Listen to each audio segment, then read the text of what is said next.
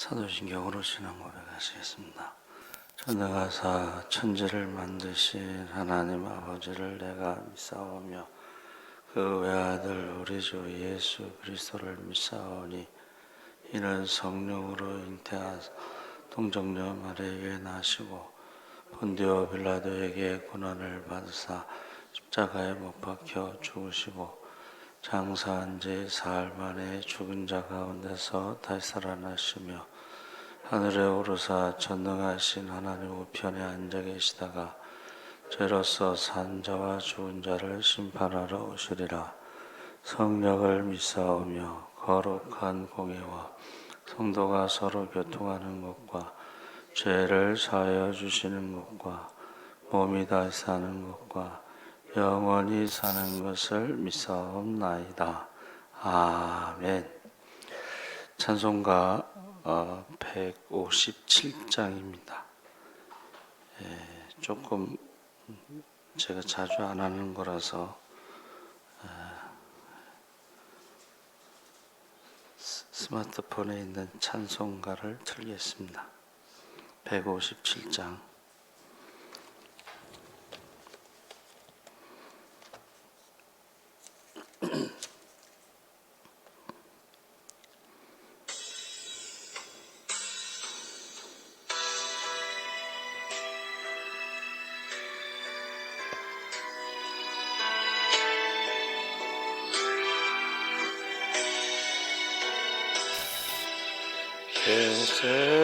겟세마네 동산에서 세우기도 하시고 갈보리산 십자가를 죄인 대신 지셨네.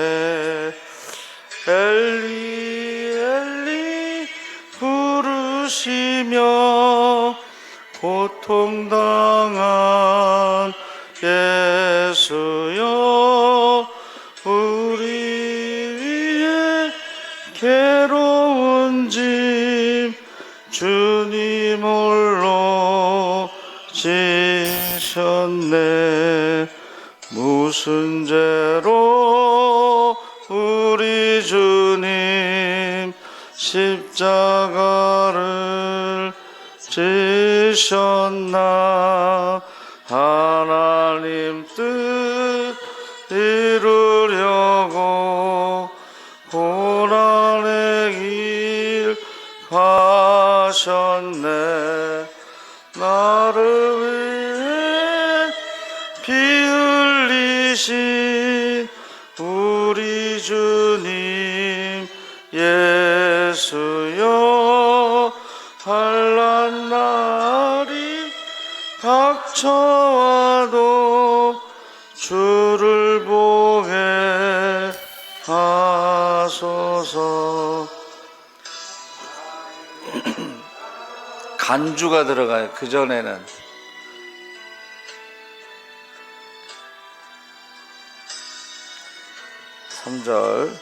다 잃었다 하신 주님 내가 바라봅니다. 내 가는 길 험하여도 주님의 길 비할까. 주님 가신 골고다 길 나도 걷게 하시고 주의 뜻과 그의 나라 간구하게 하소서. 가사가 좋습니다. 저희가 자주 안 해서 그런데 하나님 말씀은 누가복음 22장 39절에서 46절까지 말씀을 보겠습니다. 신약성경 135쪽에 있습니다.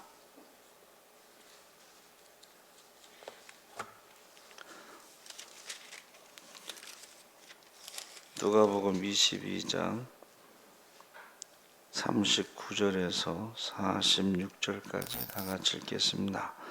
예수께서 나가사 습관을 따라 감람산에 가시며 제자들도 따라갔더니 그곳에 이르러 그들에게 이르시되 유혹에 빠지지 않게 기도하라 하시고 그들을 떠나 돌 던질 만큼 가서 무릎을 꿇고 기도하여 이르시되 아버지여, 만일 아버지의 뜻이거든 이 잔을 내게서 옮기시옵소서.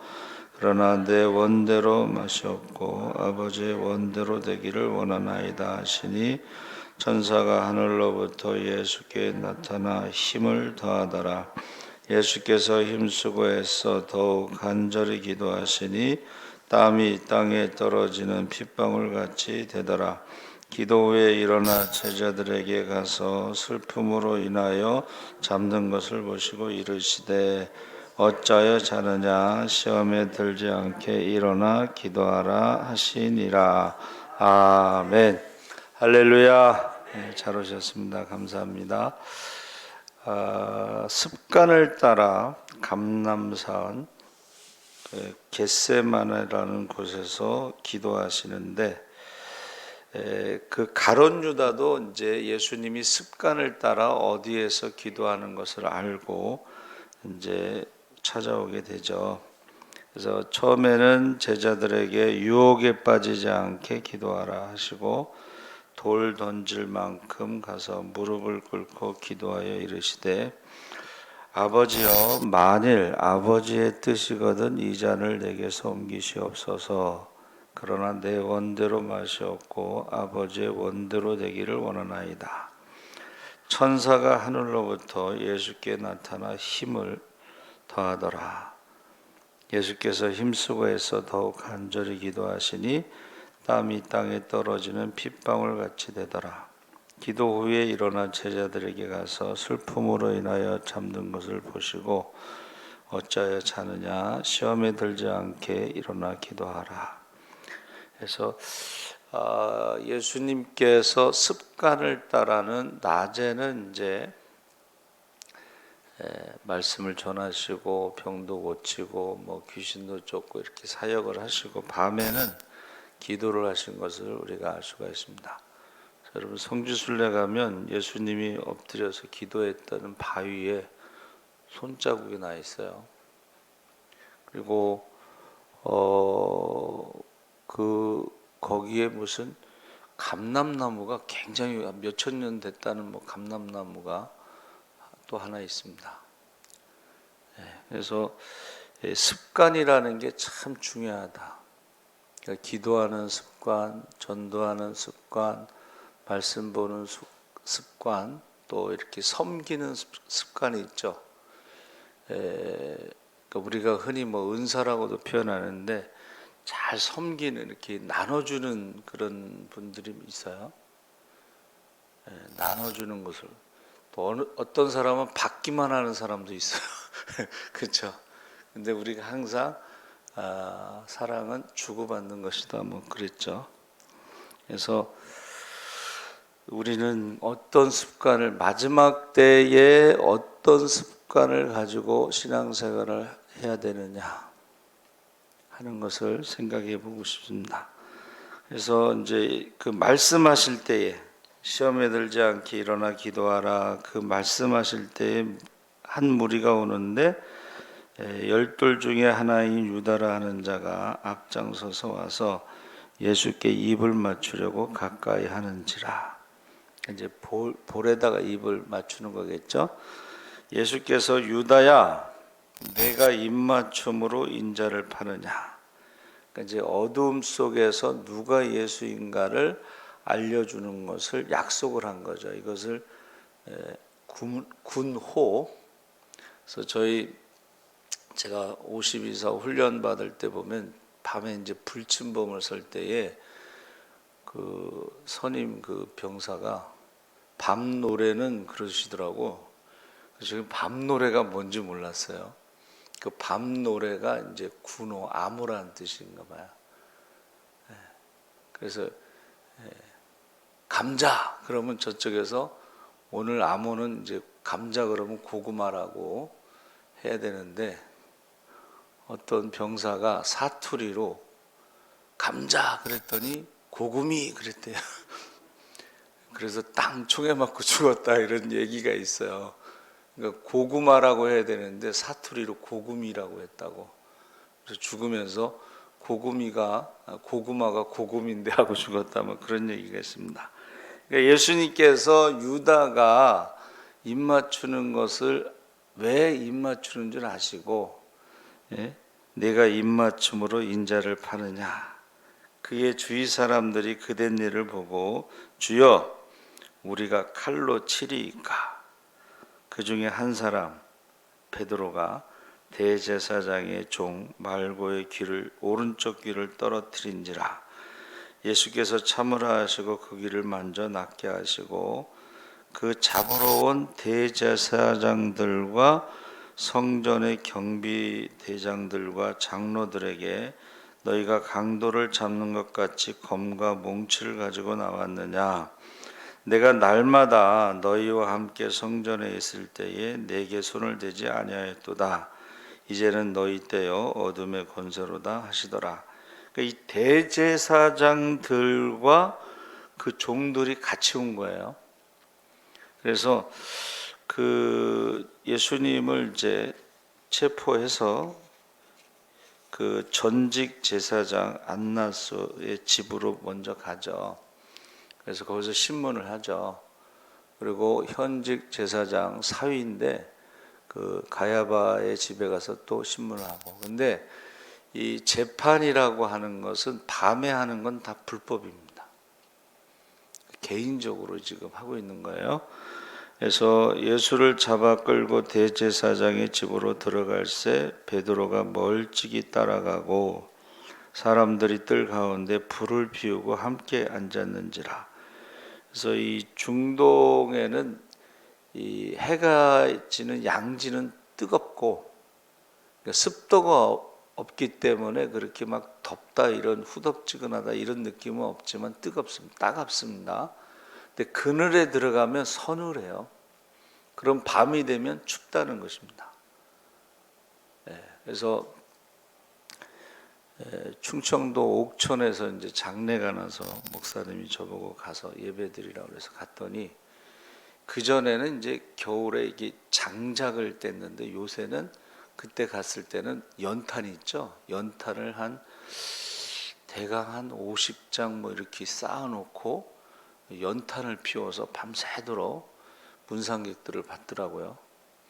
근데 시골이라서 그런지 전 처음 봤어요. 이 곡을 하는 사람들이 참나무인가 소나무인가에다가 이렇게 새끼줄을 말아가지고 그걸 놓고 아이고 아이고 뭐 그렇게 곡을 하더라고요. 그러니까 밤에는 춥다는 거예요. 밤에는 춥다. 그래서 이제 베드로가 그 가운데 앉아서 한 요종이 베드로를 주목하여 보고 이 사람도 그와 함께 있었느니라 하니 베드로가 부인하여 이르되 이 여자여 내가 그를 알지 못하노라. 그래서 첫 번째 부인을 하죠. 조금 후에 다른 사람이 보고 이르되 너도 그 도당이라. 베드로가 이르되 이 사람아 나는 아니라. 1시간쯤 지나서 또 한 사람이 장담하여 이르되 이는 갈릴리 사람이니 참으로 그와 함께 있었느니라. 베드로가 이르되 이 사람아 나는 내가 하는 말을 알지 못하노라. 아직 말하고 있을 때에 닭이 곧 울더라.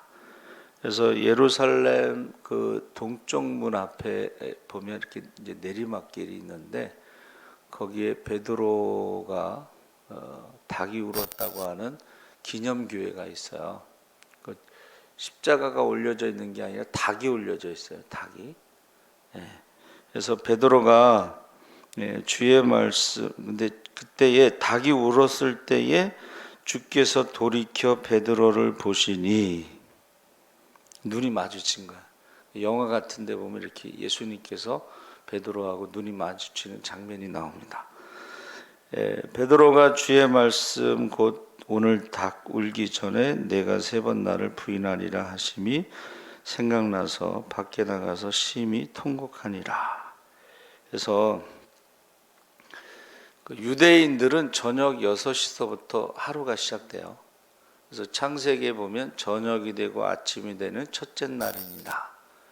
그러니까 오늘이라는 말은 예수님께서 기도하시고 그때가 벌써 하루가 시작된 거죠.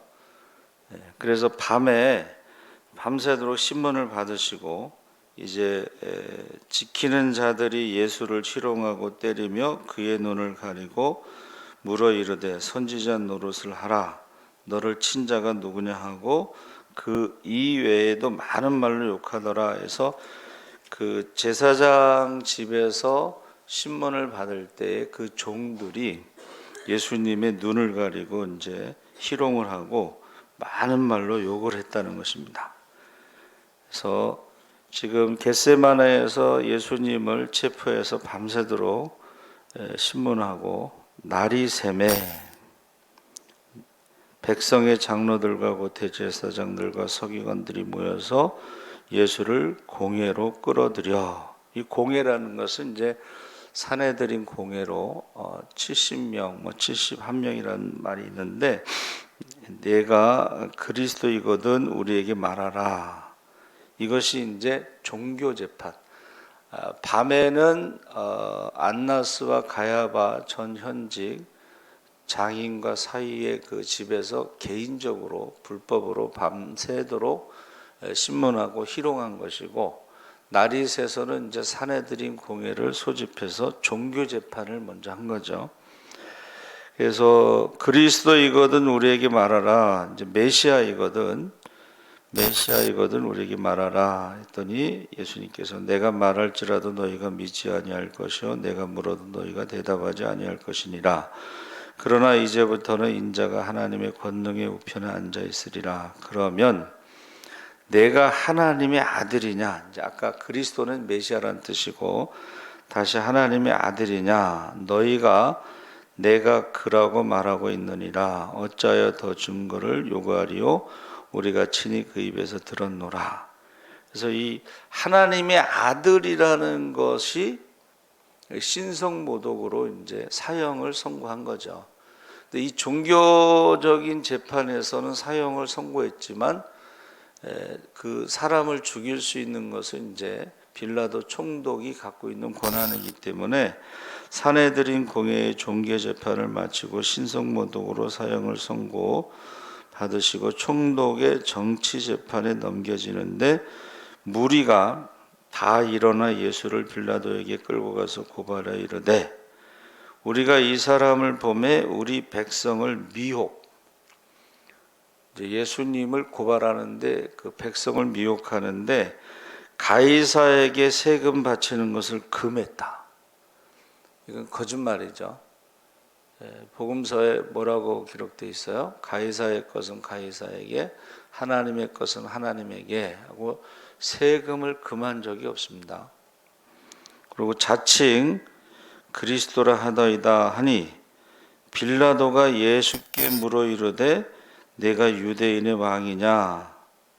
내 말이 옳도다. 그러니까 빌라도의 관심은 뭐 세금 문제도 그렇지만 정치적인 재판을 하기 위해서 유대인의 왕이냐고 물어본 거죠. 무리가 더욱 강하게 말하되 그가 온 유대에게 유대에서 가르치고 갈릴리에서부터 시작하여 여기까지 와서 백성을 소동하게 하나이다. 빌라도가 듣고 그가 갈릴리 사람이냐 헤롯에 속한 줄 알고 헤롯에게 보내니 그때 헤롯이 예루살렘에 있더라. 그러니까 지금 예수님의 그 영향력이라는 것은 정치가가 관심을 가졌고, 여러분 이 정치라는 것은 그전에는 이제 뭐 중앙정보부에서 그 집에 숟가락이 몇 개 있는 것까지 다 알고 있다는 거예요. 그래서 저희가 386 세대 이제 전두환 세대 이제 신학대학에서도 데모를 하는데 우리 친구도 데모를 많이 민주화 운동에 그때, 근데 그 친구가 중앙정보부에 있는데 어떻게 이제 식사 자리가 있었나 봐요. 동창회를 했는지. 근데 귀에다 대고 그러더래요. 너 조심해라. 이미 다 조사하고 알고 있다는 거예요. 조심해라. 그러니까 저는 그때 이제 방위를 받을 때인데 이게 민간인신 분이 아니잖아요. 그러니까 이제 담임 목사님이 부르시더라고. 정전도사, 4.19 때 김포 그 한강에 시체들이 많이 떠내려왔다. 그러면서 데모하는 거에 누가 얘기를 했던 것 같아요. 그러면서 정전도사가 데모를 하게 되면 어머니 혼자 그것도 문제가 되고 교회도 문제가 되고 그러면서 많은 시체가 김포 한강 하구에 떠내려왔다. 그 얘기를 하시더라고요.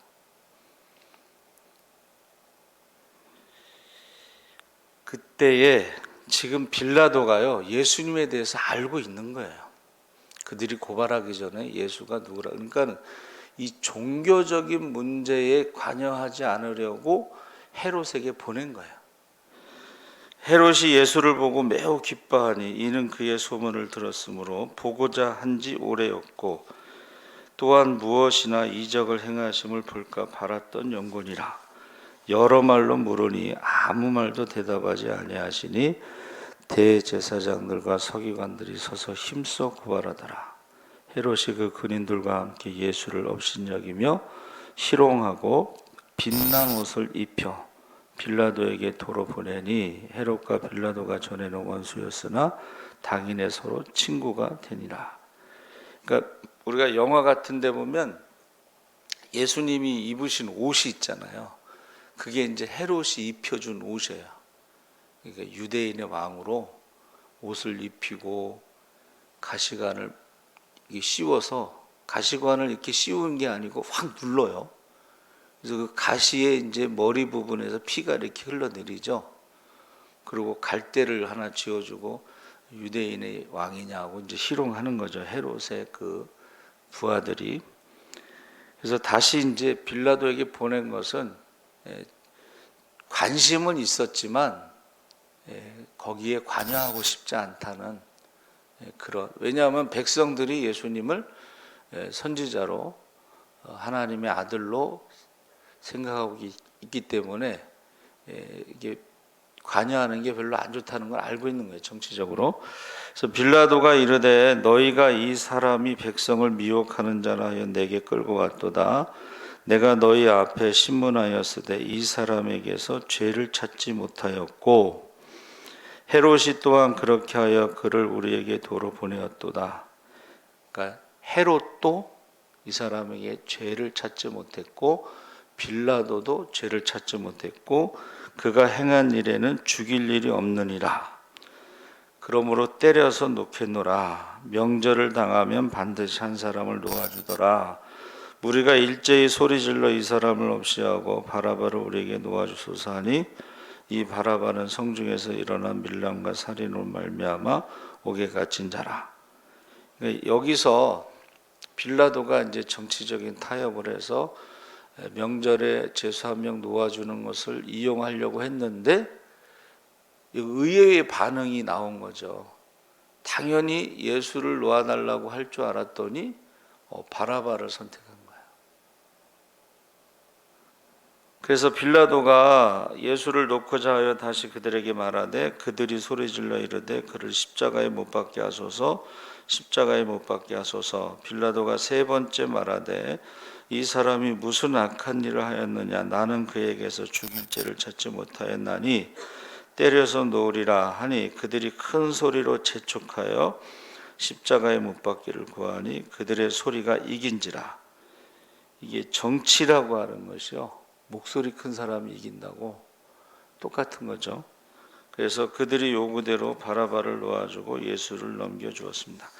원래 그 총독이 파견되는 것은 유대인들이 반란을 많이 일으켜서 직접 온 거예요. 그리고 분봉왕이라고 그래서 하도 반란을 많이 일으키니까 총독이 직접 오고 땅을 나누어서 이제 그 다스리게 한 거죠. 근데 또 이 사람들이 소리 지르니까 그 반란이 또 일어날까봐 그들이 원하는 대로 했다는 거죠. 그래서 겟세마네 기도, 유혹받지 않도록, 시험에 들지 않도록 깨어 기도하라. 체포되어서 현직 전직 대제사장 안나스 가야바의 집에서 밤중에 신문을 받고 나리샘의 빌라도에게 데리고 가자. 그가 종교적인 문제로 헤롯에게 보내고 헤롯은 예수에 대한 호기심을 채우고 다시 빌라도에게 보내고 빌라도는 정치적인 죄가 없음을 3번 선언하고 정치적인 타협으로 명절에 죄수 1명을 놓아주는 전례대로 놓아주고자 하였으나 무리를 선동해서 바라바를 원하고 예수를 유대인의 왕, 정치범으로, 이 정치범만 십자가에 못을 박을 수가 있습니다. 사형제도. 그러면서 빌라도가 예수의 죽음에 책임이 없다고 물로 손을 씻죠. 빌라도의 아내가 유대인인데 꿈을 꿨어요. 그러니까 너무 고통을 받았어. 그래서 쪽지를 하나 주는 거야. 이 사람에 대해서 관여하지 말라. 이 사람 때문에 내가 밤새도록 시달렸다. 그러니까 빌라도가 그 쪽지를 받고 손을 씻으면서 이 사람의 죽음에 대해서 책임이 없다 했을 때에 유대인들이 그 핏값을 우리와 우리 자손에게 돌리소서. 그래서 결국은 나라가 망하고 2000년 동안 나라 없는 민족으로 그 핏값을 치르고 1948년 5월 14일 나라가 독립했습니다. 이제는 순교자들의 핏값으로 예수님이 심판주로 오셔서 최후의 심판이 남았습니다. 그래서 제가 요새 전도 나가면서 이렇게 막 너무 힘든 상황이 이제 되잖아요. 근데 예수를 믿지 않는 사람들은 죽으면 끝난다고, 유치원에서부터 대학까지 죽으면 끝난다고 가르치죠. 근데 100세 시대가 돼서 이제 그 죽음을 끝난다고 하는 그 인생이 죽음 앞에서 굉장히 허무하거든요. 그 허무함 속에서 그냥 죽을 때까지 기다리는 거 아니에요? 우리는 하나님 나라에 대한 소망을 가지고 있잖아요. 그리고 그 나라에 가서 상급받을 일이 있습니다. 그러니까 여러분, 하나님을 믿는 것과 안 믿는 것은 인생이 너무 차이가 많이 나는 거예요. 좀 불쌍하다는 생각이 들어요. 젊은이나 나이 든 분이나 모두가 하나님 나라에 소망 없이 살아간다는 것은 죽으면 끝난다. 그리고 자살하는 사람. 어제 신문에도 25된 배구 선수가 자살했어요. 아니 얼마나 살았다고 자살하냐 이거야. 배구 선수 정도 할 정도면 보통 사람들보다는 훨씬 더 어떤 재능을 가지고 태어난 거잖아요. 그래서 너무 안타깝더라고. 여러분, 그 죽음은 끝난다고 생각하는 사람들하고 우리가 하나님 나라의 소망을 가지고 산다는 것은 전혀 달라요. 전혀 다릅니다. 그러니까 우리는 소망이 있는 사람이니까 성경에 뭐라고 되어 있어요? 너희에게 소망에 대해서 묻거든 항상 대답할 말을 준비하고 있으라 그랬어요. 소망에 대해서 묻거든. 그래서 사랑을 미루지 말라는 유명한 그 책 제가 말씀드렸죠. 대장암 말기 환자인데 기저귀를 차고 있어요. 근데 전도를 이제 암센터 병원에 전도를 가는데 너무 힘이 없으니까 부인에게 같이 가달라고 그랬어요. 그 암병원에 가서 그가 여러분은 얼마나 행복하십니까? 암센터 병 환자들에게 여러분은 치료받을 수 있다는 것이 참 행복합니다. 저는 대장암 말기라 치료받을 수가 없습니다. 그러나 저는 소망이 있습니다. 하나님 나라에 대한 소망이 있기 때문에 그렇게 슬퍼하지 않습니다. 이제 그렇게 전도를 하고 오는데 그 부인이 짜증이 나는 거야. 아니 자기 몸도 제대로 추스리지 못하면서 뭔 전도냐고, 건강해진 다음에 전도해야지. 그런데 그 다음 날 또 간 거야. 근데 그 암 환자 중에 어제 당신이 말한 소망에 대해서 이야기해달라. 그래서 이제 천국에 대한 소망을 이야기해주고, 이제 이렇게 전도 축제 같이 이렇게 총동원 주일에 한 50명 정도가 초청이 됐어요. 자기가 전도한 사람이. 그리고 이제 갑자기 상태가 안 좋아져서 119에 이렇게 가다가 죽었어요. 그래서 그 부인이요, 소망에 대해서 물어보는 그 사람들, 46명의 그 사람들을 보고 1순위를 전도로 하고, 그 다음에 2순위가 이제 사업체를 운영하는데 전도를 먼저 하는 거야. 그런데 사업체는 하나님이 책임지시더라 하는 그런 간증이에요. 톨스토이인가 누군가가 어느 여행을 하는데 그 가방을, 빨간색 가방인데 그 어떤 아이가 그거를, 그 주인집, 식당 주인집 딸이 그걸 갖고 싶어 했어요. 그래서 거기 이제 가방에 많은 게 들어 있으니까는 내가 지금은 줄 수 없지만 갔다가 돌아올 때 주겠다.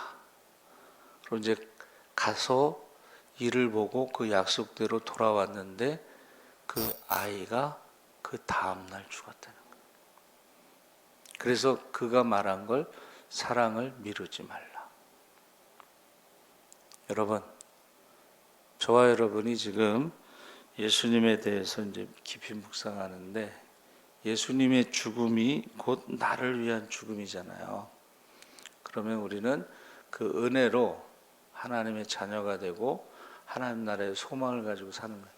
내가 길이요 진리요 생명이라 말씀하셨으니까 꼭 예수님에 대해서 사람들에게 전하는 저와 여러분 되기 바랍니다. 아멘. 살아계신 하나님 아버지, 강윤권 장로님, 차재실 권사님, 부활 감사 예물을 드렸습니다. 예물이 쓰여질 때마다 복음이 전파되게 하시고, 예물이 쓰여질 때마다 날마다 구원받는 자의 수가 더하게 하여 주시옵소서. 감사하며 예수님의 이름으로 기도합나이다. 아멘. 하늘에 계신 우리 아버지여, 이름이 거룩히 여김을 받으시오며 나라의 임하옵시며 뜻이 하늘에서 이룬과 같이 땅에서도 이루어지이다. 오늘날 우리에게 일용할 양식을 주옵시고, 우리가 우리에게 죄 지은 자를 사하여 준 것 같이 우리 죄를 사하여 주옵시고, 우리를 시험에 들게 하지 마옵시고 다만 악에서 구하옵소서.